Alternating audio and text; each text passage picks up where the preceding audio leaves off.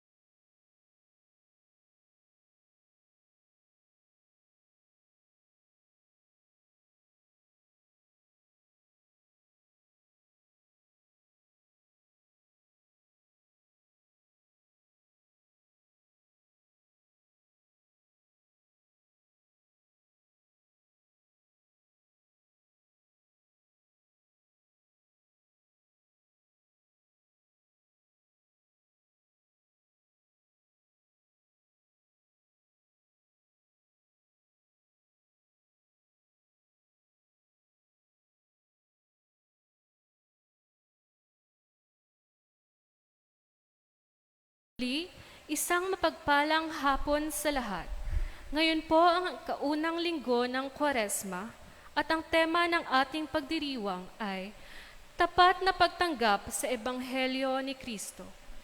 Sa unang linggo ng Kwaresma, pagtutuunan natin si Jesus na pagkatapos ng kanyang binyag ay ginabayan ng Espiritu Santo sa disyerto. Dooy na malagi siya ng 40 araw at 40 gabi, nag-ayuno, nagnilay, nagdasal at nakipaglaban hanggang magtagumpay laban sa demonyo. Saka siya nagsimula sa kanyang misyon at nag-anyayang magbalik loob ang lahat. Ang kanyang paanyayang tanggapin tapat ang ebanghelyo at magbagong buhay ay para rin sa atin. Ang ikapagiging mabunga ng ganitong panahon ng Kwaresma ay depende sa ating pagtugon sa kanyang paanyaya. Ngayon may pinagdiriwang natin ang pambansang linggo ng mga migrante. Sa pangingibang bansa ng ating mga kapwa Pilipino, maaari silang makaranas ng paghihirap, pangungulila o pagmamalupit. Ngunit taglay nila ang yaman ng ating pananampalataya at mga tradisyong Katoliko. Ito ay isang magandang pagkakataon para ihatid nila ang liwanag ni Kristo sa lahat ng taong kanilang makakatagpo. Sa pagsisimula natin sa ating pagdiriwang ng Eucharistia, alalahanin natin ang mga migranteng Pilipino at ang kani-kanilang mga pamilya. Magsitayo po ang lahat at simulan natin ang banal na pagdiriwang.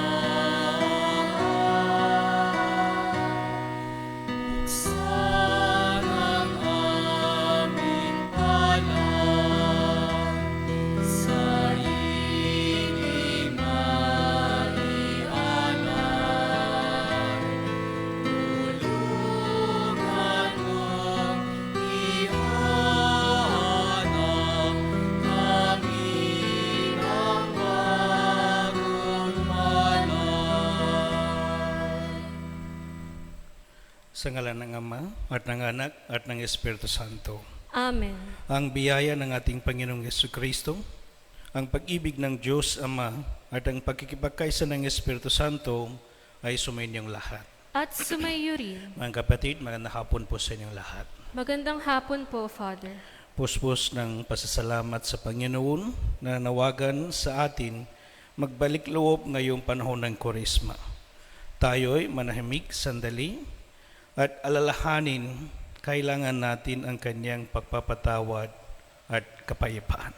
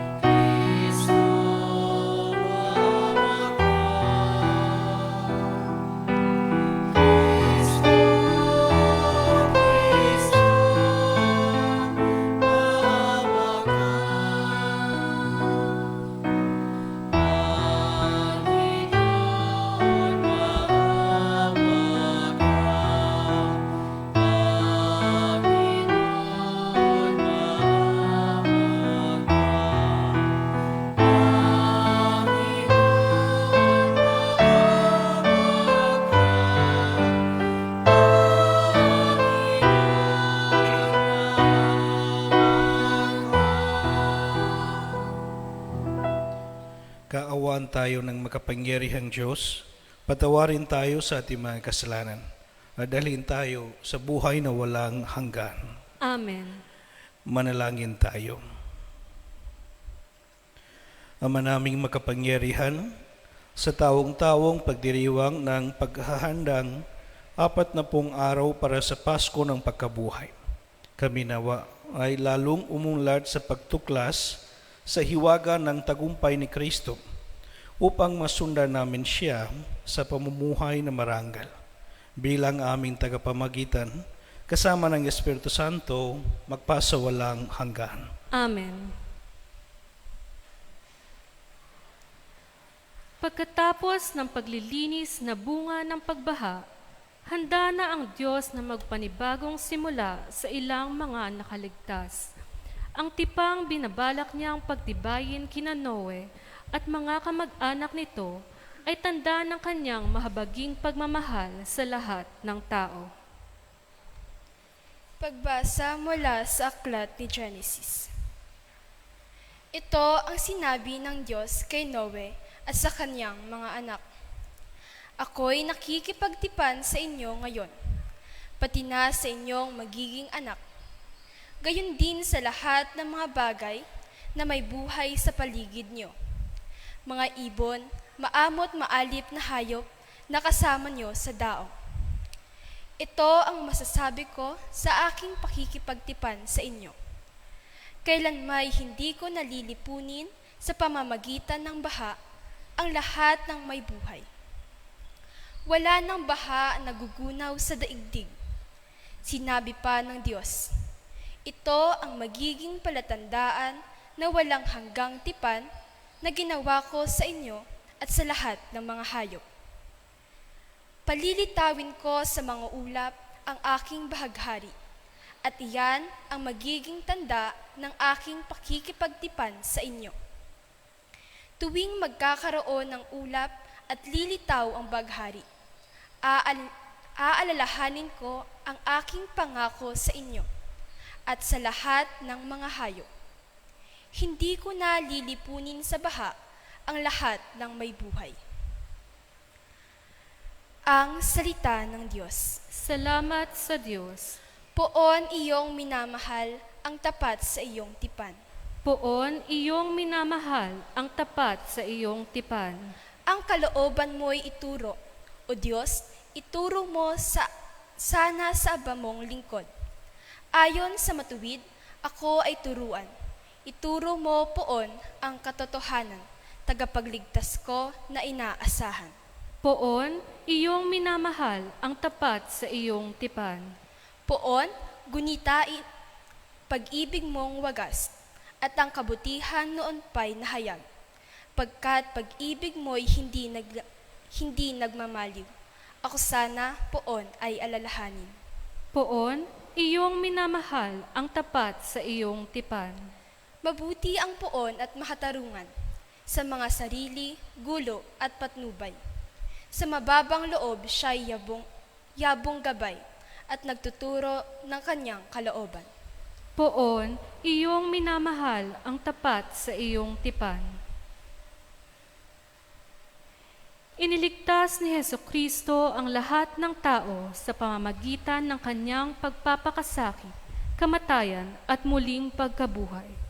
Inaabot tayo ng kanyang pagliligtas sa pamamagitan ng sakramento ng bautismo na ibinadya ng tubig ng malaking pagbaha. Gayon ang mensahe sa atin sa pamamagitan ng siping ating maririnig. Pagbasa mula sa unang sulat ni Apostol San Pedro. Pinakamamahal kong mga kapatid, si Kristo'y namatay para sa inyo.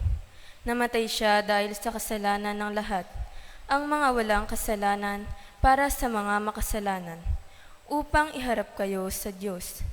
Siya'y namatay ayon sa laman, at muling binuhay ayon sa Espiritu.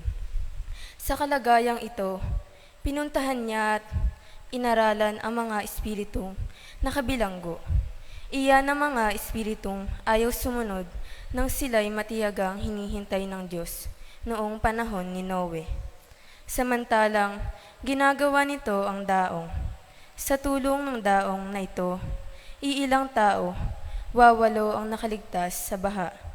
Ang tubig ay larawan ng binyag na nagliligtas ngayon sa inyo.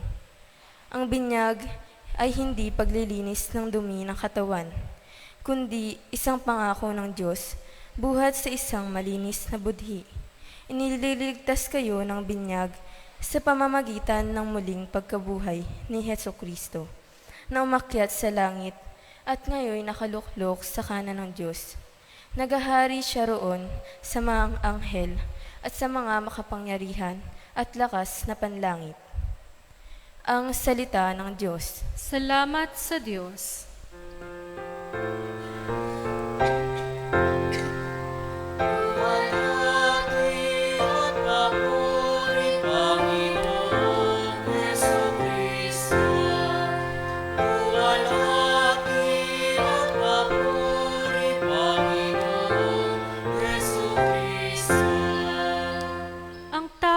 Nabubuhay hindi lamang sa tinapay, kundi sa salitang mahal mula sa bibig na banal ng Ama nating may kapal.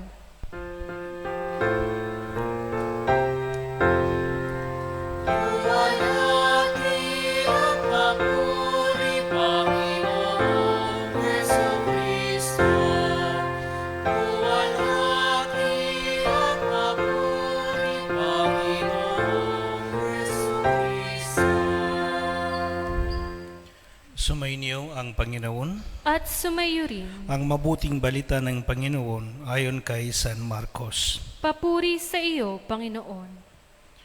Noong panahon iyon, si Jesus ay agad pinapunta ng Espiritu sa ilang. Nanatili siya roon ng 40 araw at tinutukso ni Satanas.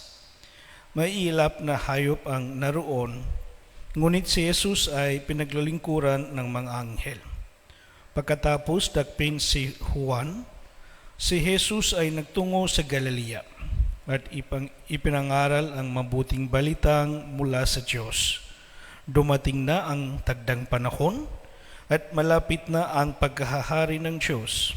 Pagsisihan ninyo at taligdan ang inyong mga kasalanan at maniwala kayo sa mabuting balitang ito.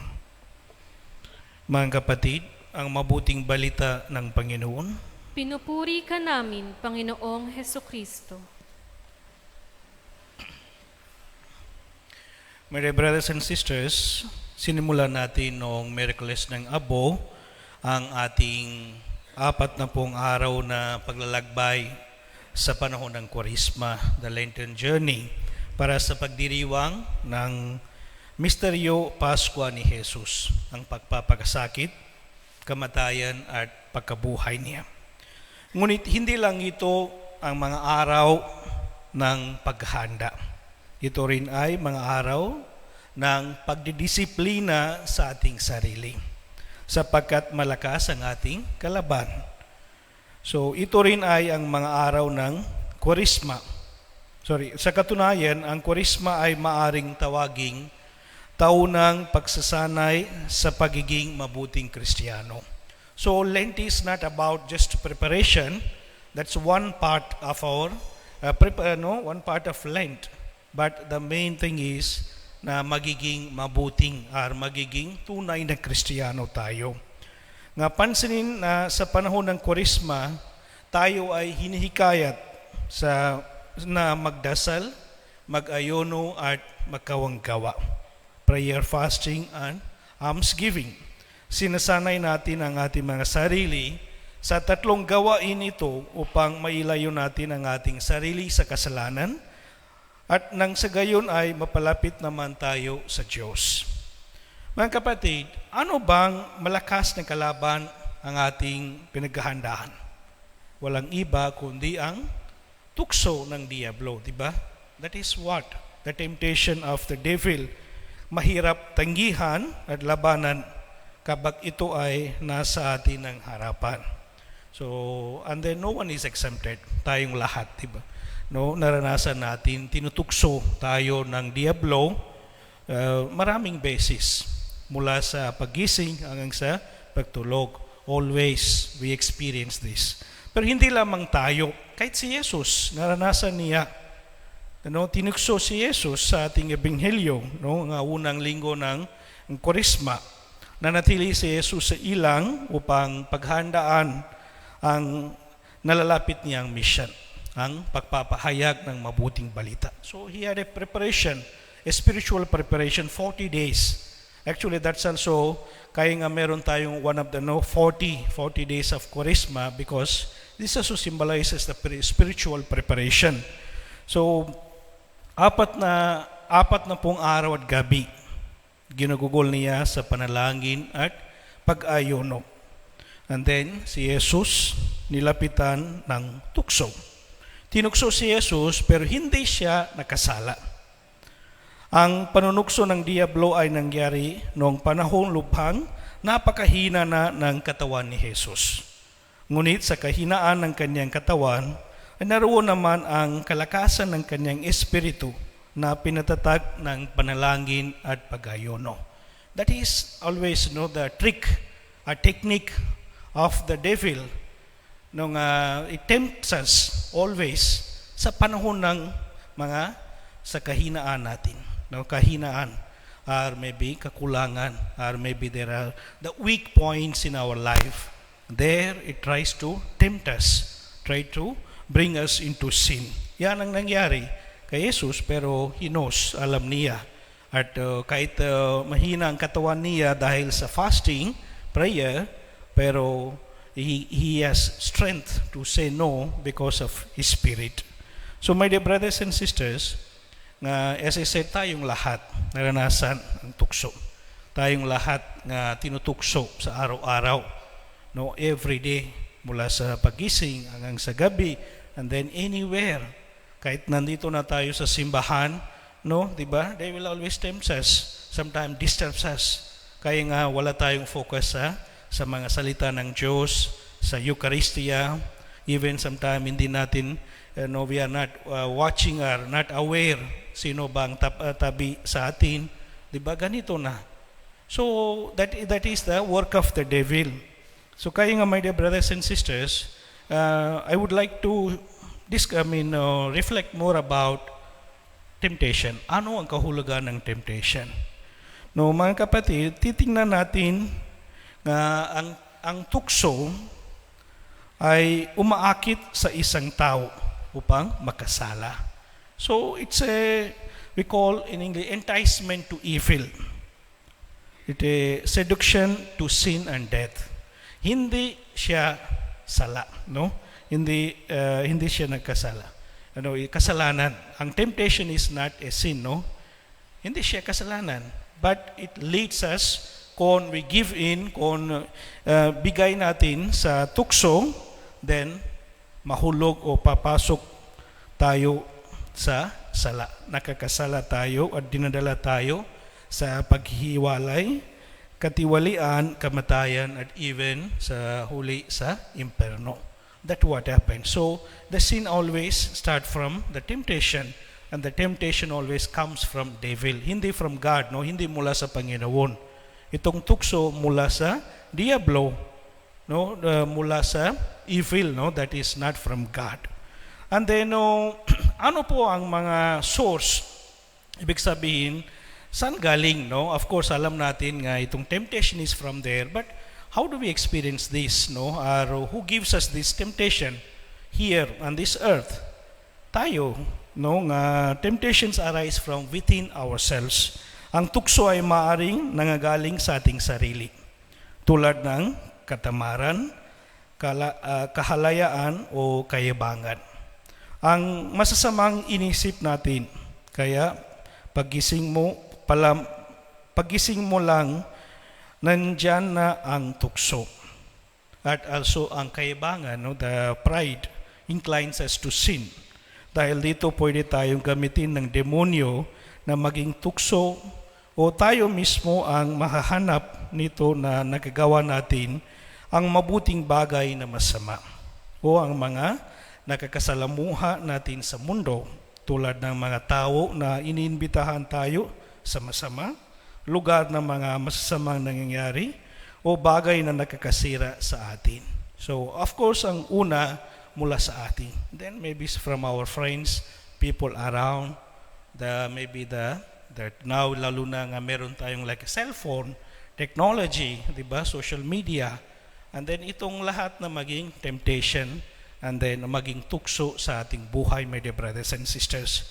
And also, tayo na kung tamad na tayo mga kapatid, there the devil, kung sobrang trabaho, or kung wala kulang ang trabaho, surely that's the time the devil always disturbs us and attacks us.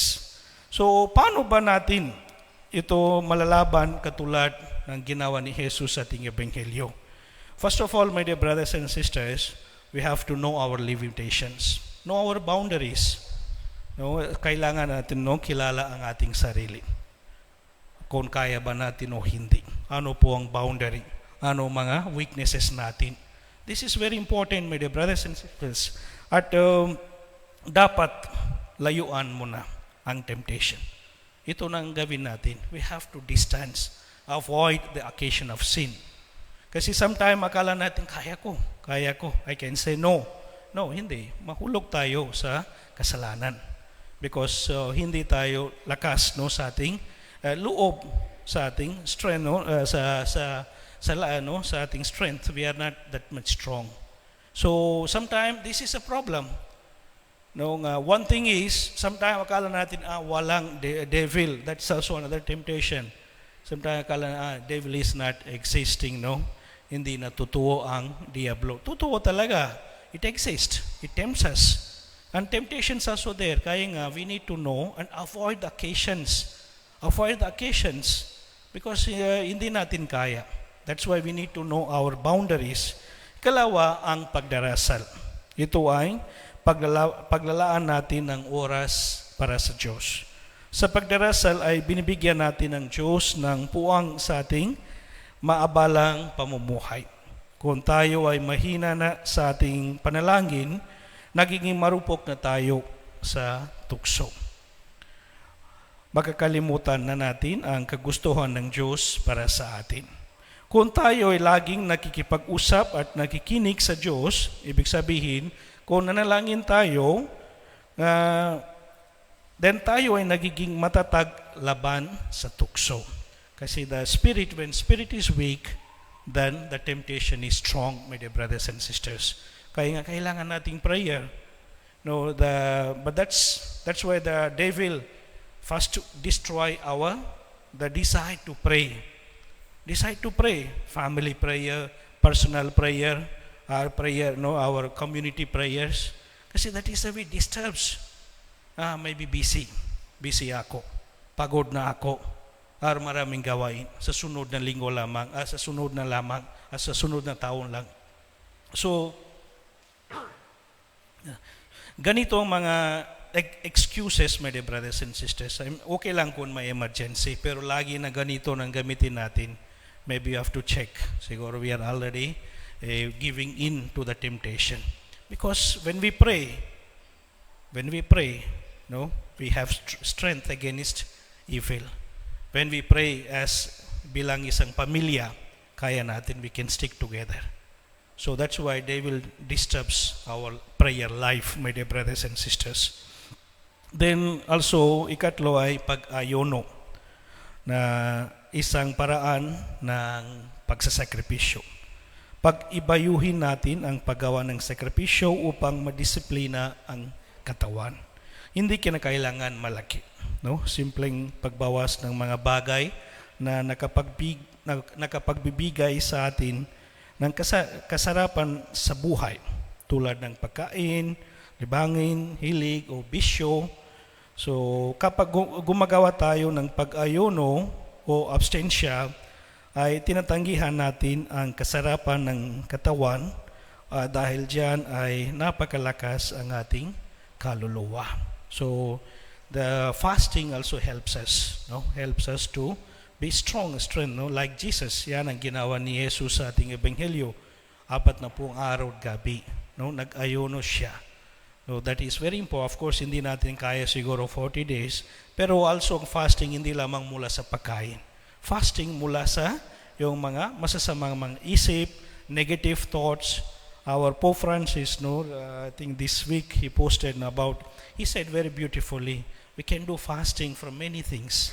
Fasting from our pessimism, fasting from our negative thoughts, fasting from hurting others, fasting from mga judging other people. So these kind of things, my dear brothers and sisters, will make us better, will make us better people. And then, pang-apat na sinabi ni Jesus sa ating Ebanghelyo, repentance and conversion. Kasi as long as we give in, we allow the devil to live in our heart, in our life, surely, no, tuloy pa rin. Kaya nga, my dear brothers and sisters, nga ang mensahe ngayong linggo, no, ay taligdan ang inyong mga kasalanan. Aminin ninyo ang inyong kasalanan. At kasi tayong lahat mga makasalanan. Marami na mga kasalanan natin. Kaya nga, kailangan natin nga humingi tayo ng tulong at tawad ng Diyos. Yan ang importante, my dear brothers and sisters. Kaya nga, ang kulay ng ating liturgical, no, liturgy is always vestments violet. It calls us, all of us, no, including me, no, calls us na sana, no, tayong lahat, no, we repent and we become good or tunay na Christians, my dear brothers and sisters. Huwag na sabihin na wala akong kasalanan. Or maliit na lang mga kasalanan. No, huwag na, my dear brothers. Kahit maliit, yung maliit, no, we can pwede naman mag-prepare, aminin, at humingi tayo ng tawad, and then go to confession. Ito ang isang biyaya ngayong panahon, no, para sa atin. We can go to confession, clean everything that is in our heart, my dear brothers and sisters. So kaya nga, please, do not neglect our spiritual life. Do not entertain the temptations. Do not entertain the sin. I know many of us are struggling with our mga bisyo, mga darkness sa ating buhay, no, sa ating isip, how we treat others, how we judge others. And then itong my dear brothers and sisters, no, that's why we need to fight against them. Minsan nga gusto natin nga want to give up, diba? Susuko lang tayo kasi parang pagod na, balik-balik na. Pero huwag na susuko, my dear brothers and sisters. No? Also, kasi meron tayong pag-asa dahil kasama natin ang Panginoon. Hindi tayo nag-iisa in this journey. No? Kahit it looks like tayo nag-iisa lang, pero hindi tayo nag-iisa. Kasama natin ang Panginoon. Kasi minamahal na tayong lahat. Kaya nga, namatay siya, nag-alay siya sa sariling buhay para sa ating lahat dahil sa pagmamahal. So, my dear brothers and sisters, kasama nating Panginoon.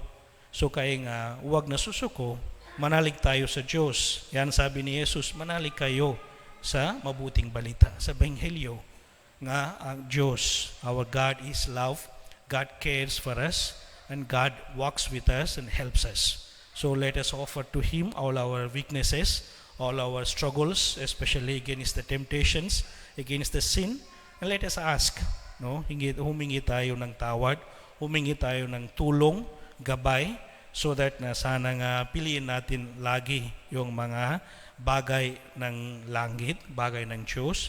Sana magiging mabuting Kristiyano tayong lahat, mabuting mga anak ng Diyos, no? Lalo na ngayong panahon ng Kwaresma.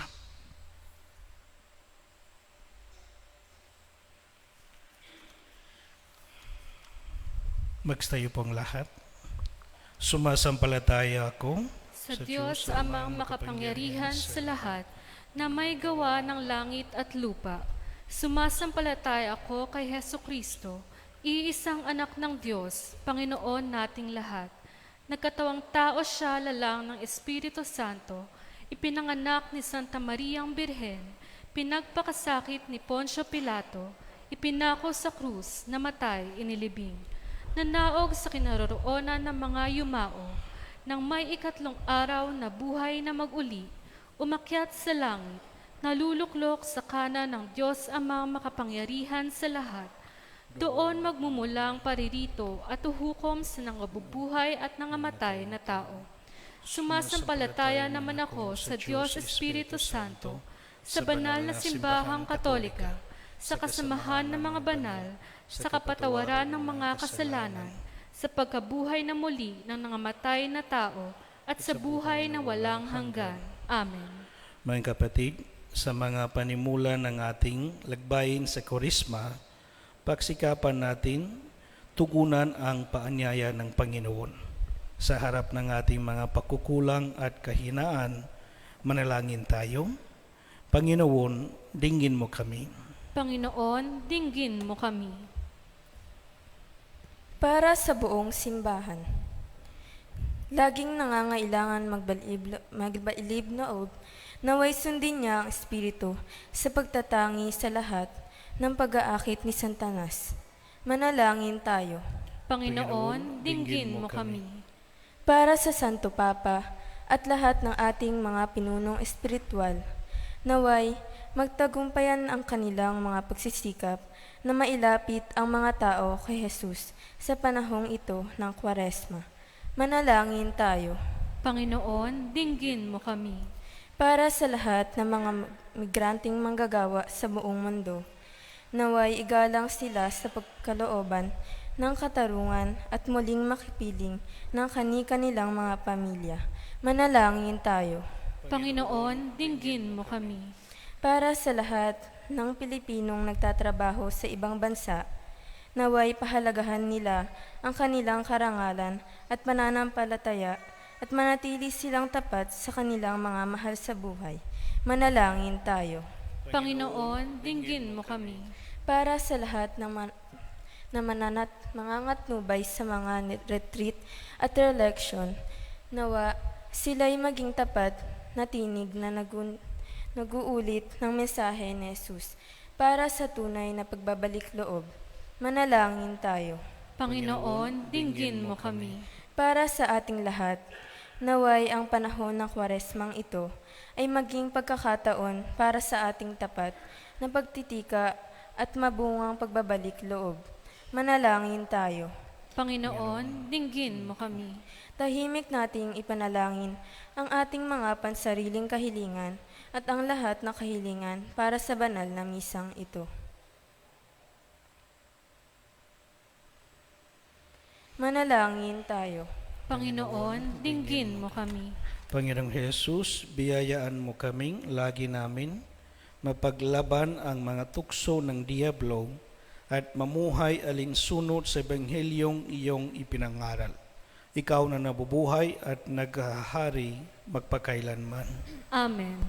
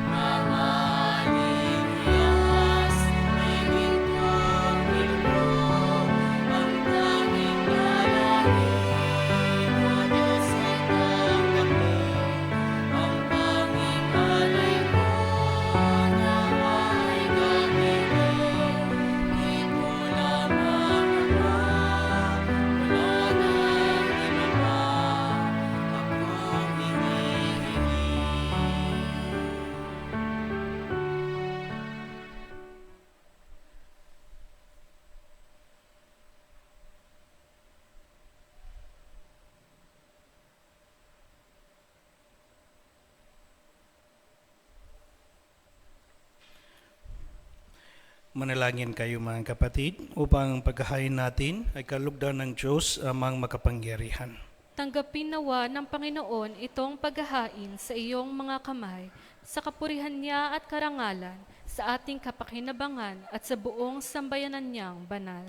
Ama naming lumikha, gawin mong kami maging marapat maghain sa pagdiriwang namin ngayon ng pagsimula ng banal na panahon ng 40 araw na paghahanda para sa Pasko ng pagkabuhay. Sa pamamagitan ni Jesucristo, kasama ng Espiritu Santo, magpasawalang hanggan. Amen. Sumainyo ang Panginoon. At sumaiyo rin, Itaas sa Diyos ang inyong puso at diwa. itinaas na namin sa Panginoon. Pasalamatan natin ang Panginoong ating Diyos. Marapat na siya ay pasalamatan. Ama naming makapangyarihan, tunay ngang marapat na ikaw ay aming pasalamatan sa pamamagitan ni Jesucristo na aming Panginoon. Ang kanyang 40 araw na pagtitiis ng kagutuman ay nagbibigay kahulugan sa panahong ito ng pagpapakasakit para sa kapwa-tao. Ang pagtalikod niya sa tuksong maging makasarili ay nagtuturo sa aming harapin ang pagpapakabuti upang kaysa niya ay maging malaya kami sa pagdulog sa hapag ng huling hapunan na siyang hantungan ng lahat sa kalangitan. Kaya kaysa ng mga anghel na nagsisiyawit ng papuri sa iyo, nang walang humpay sa kalangitan, kami nagbubunyi sa iyong kadakilaan.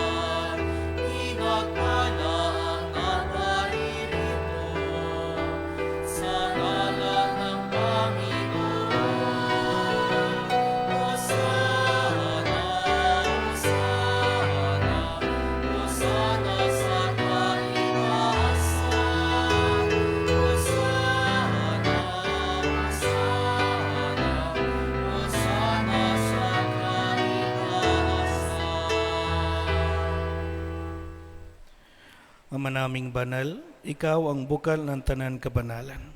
Kahit sa pamamagitan ng iyong Espiritu, gawin mong banal ang kaloob na ito upang para sa amin maging katawan at dugo ng aming Panginoong Hesukristo. Bago niya pinigtisan kusang loob na maging handog, hinawakan niya ang tinapay, pinasalamatan kaniya, pinaghati-hati ni iyon, iniabot sa kanya mga alagad at sinabi, tanggapin ninyong lahat ito at kanin.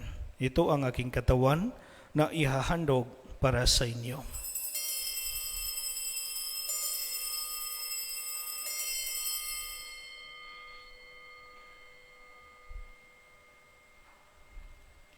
Gayon din naman noong matapos ang hapunan, hinawakan niya ang kalis. Muli kaniyang pinasalamatan, iniabot niya ang kalis sa kaniyang mga alagad at sinabi, tanggapin ninyong lahat ito at inumin. Ito ang kalis ng aking dugo, ng bago at walang hanggang tipan. Ang aking dugo na ibubuhos para sa inyo at para sa lahat, sa kapagpapatawad ng mga kasalanan. Gawin ninyo ito sa pag-alaala sa akin.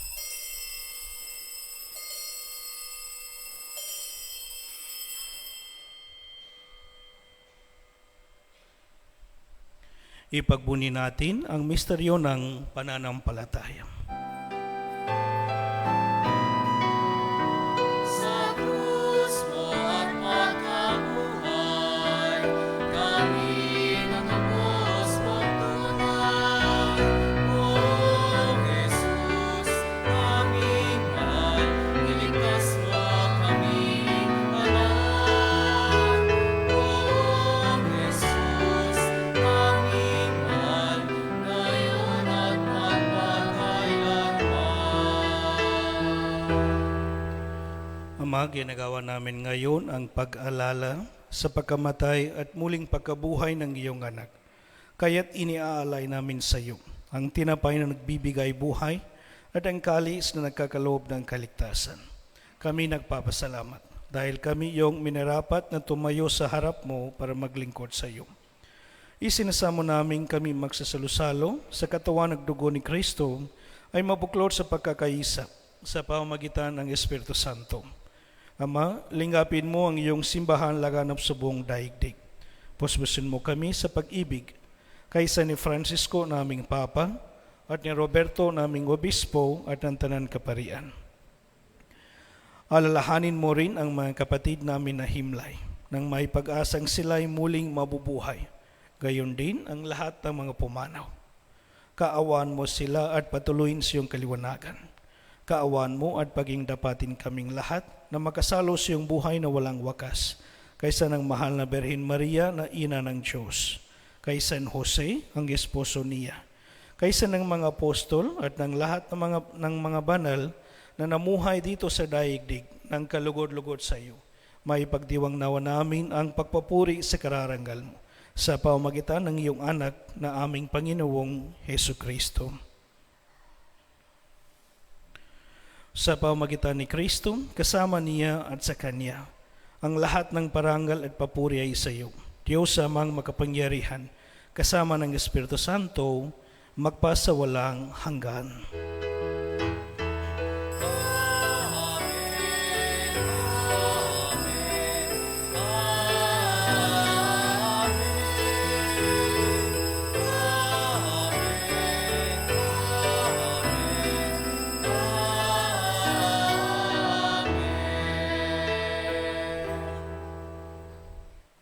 Sa tagubilin ng mga nakagagaling na utos sa turo ni Jesus na Panginoong natin na Diyos, ipahayag natin ng lakas loob.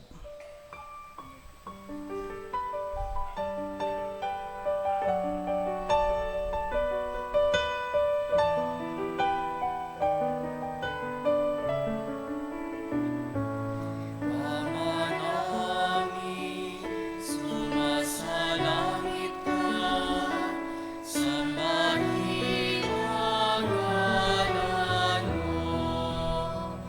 Mapasa amin ang kaharian mo, sundin ang loob mo.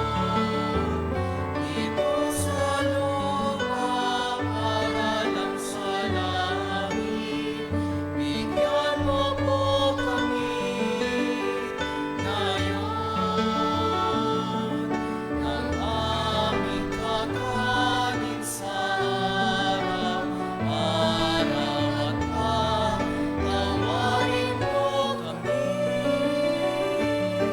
sa aming mga sala para lang mapagpapatawad namin sa nagkakasala sa amin.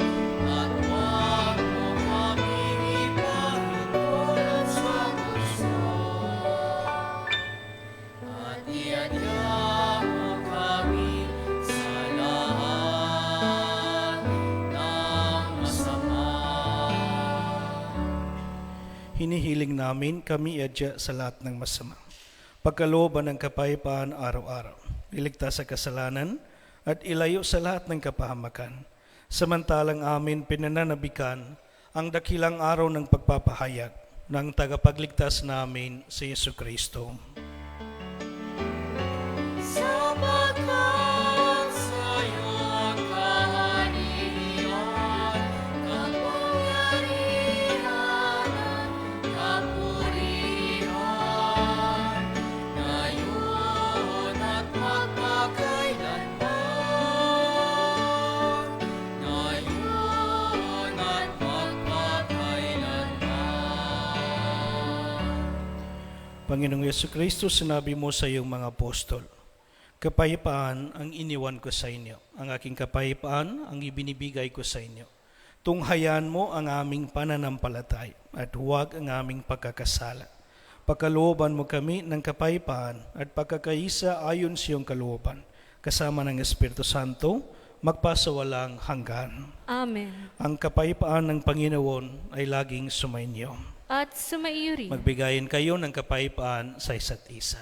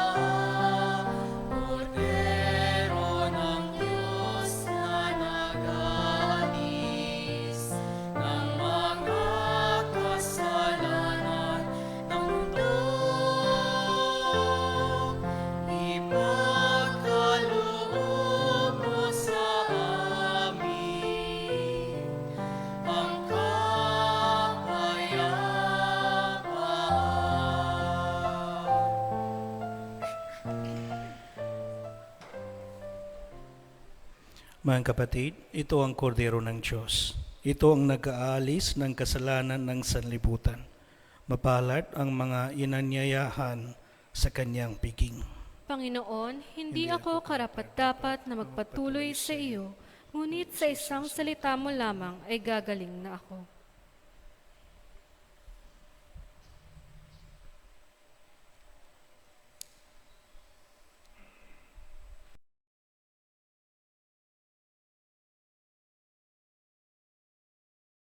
Espiritual na pakikinabang. O Jesus ko, naniniwala ako na ikaw ay tunay na naririyan sa banal na sakramento. Minamahal kita ng higit sa lahat at ninanais ko na ikaw ay tanggapin sa aking kaluluwa. Bagamat sa sandaling ito ay hindi kita matatanggap sa paraang sakramental, pumarito ka man lamang sa aking puso sa paraang espiritual. Tinatanggap kita na ikaw na naririto at buong puso akong nakikipag-isa sa iyo. Huwag mong pahintulutang ako'y mapahiwalay sa iyo. Amen.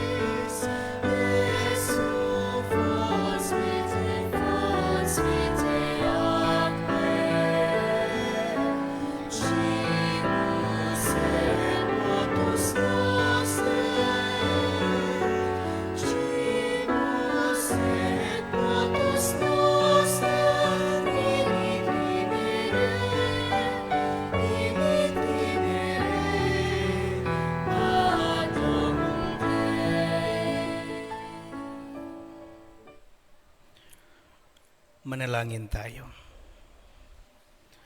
Ama naming mapagmahal, kami pinapakinabang mo sa pagkaing iyong bigay ay tumanggap ng pangpalakas ng pananampalataya, pampatibay ng pag-asa at pampaalap ng pag-ibig. Matutuhan nawa namin damahin ang gutom at pananabik sa tunay na pagkaing nagbibigay buhay upang kami makapamuhay sa bawat salita na namumutawi sa iyong bibig. Sa pamamagitan ni Jesucristo, kasama ng Espiritu Santo, magpasawalang hanggan. Amen. Magsiupo po muna sa mandali para sa ilang paalala. Una, mayroon po tayong second collection para po sa pagpapagawa ng Kristong Hari Parish Shrine of the Youth sa Diocese of Novaliches. Ikalawa, tuwing Biyernes, mayroon po tayong Way of the Cross sa ating parokya na gaganapin tuwing alas 4:30 ng hapon, 4:30 p.m. sa lahat ng Biyernes ng Kwaresma. Magkakaroon din po ng Way of the Cross sa iba't ibang area sa ating parokya. Mangyari lang pong makipag-ugnayan sa inyong BEC Area Coordinator para sa mga detalye. Ikatlo, ongoing pa rin po ang National ID Registration. Narito po sila sa lahat ng araw ng linggo, 8 a.m. to 3 p.m. ngayong buwan ng Pebrero. Para sa mga katanungan, mangyari lang pong magsadya sa kanilang desk sa Formation Center. Ika-4, patuloy pa po ang pagpapalista para sa ating Visita Iglesia sa registration desk sa labas ng simbahan. 45 slots na po ang kumpirmado at nakapagbayad. May available slots pa po on a first pay, first serve basis. Ang joining fee ay 600 pesos per person. Meron din pong souvenir t-shirt na magiging available. Ang price po ng t-shirt ay 250 pesos for sizes extra small to 2XL. Para naman po sa 3XL pataas ay 300 pesos. Separate po ito sa joining fee. Last day for payment po sa ating Visita Iglesia ay March 9, 2024. Ikalima, sa darating na Huwebes, February 22, 7:30 p.m., mayroon po tayong panayam na gaganapin dito sa ating simbahan. Sa pagtutulungan ng ating Family and Life Ministry at ng pamunuan ng PPC, ang lahat ay inaanyayahang makinig sa isang napapanahong panayam na pinamagatang Healing Wounded Relationships, paghihilom sa mga sugatang ugnayan. Ang paksa po ay natataong sasabay sa panahon ng Kwaresma, ating paghahanda at paglilinis ng ating mga puso at mga relasyon sa ating pakikiisa sa pagpapakasakit ni Kristo at sa pagsasaayos ng ating mga ugnayan. Ang ating guest speaker para sa gabing ito ay si Reverend Father Joel T. Sabalya, ang Parochial Vicar ng Our Lady of the Annunciation Parish sa Mindanao Avenue at isang radio host sa Radio Veritas. Ang lahat ay malugod na inaanyayahan sa February 22, 7:30 p.m. ng gabi. Ika-6, ang San Lorenzo Ruiz Parish ay lubos na nagpapasalamat sa mga sumali at nagbigay ng kanilang balik-handog sa buwan ng Enero. Tayo po ay nakalikom ng halagang 50,395 pesos sa nakaraang buwan. Ang balik-handog ay isang programa ng ating parokya na ang bawat isa ay hinihikayat na maghandog bilang pasasalamat sa mga biyayang ating natatanggap sa araw-araw. Ang perang nalilikom ay ginagamit sa iba't ibang gastusin ng simbahan. Pwede po kayong makipag-ugnay sa inyong mga BEC coordinators, sa mga PFC officers o sa opisina para sa programang ito. Maraming salamat po. Magsitayo po ang lahat. Maraming salamat po sa inyong lahat. Sumainyo ang Panginoon. At sumaiyo rin. Magsiko kayo at ipanalangin ang pagpapala ng Diyos. Naniniwala kayong sa kanyang pagkamatay, Ginapi ni Kristo ang kamatayan magpakailanman. Pagkalooban nawa kayo ng buhay na walang hanggan. Amen. Inaanyayahan tayo ni Jesus na magsisi at manalig sa Ebanghelyo. Bigyan niya nawa kayo ng kaluobang puspos ng pananampalataya at habag. Amen. Nagpakababa siya alang-alang sa atin. Tumulad nawa kayo sa kanyang halimbawa at makibahagi kayo sa kanyang muling pagkabuhay. Amen. At pagpalay nawa kayo ng makapangyarihang Diyos, Ama, Anak, at Espiritu Santo. Amen. Humay kayo sa kapayapaan upang mahalin at paglingkuran ang Panginoon. Salamat sa Diyos.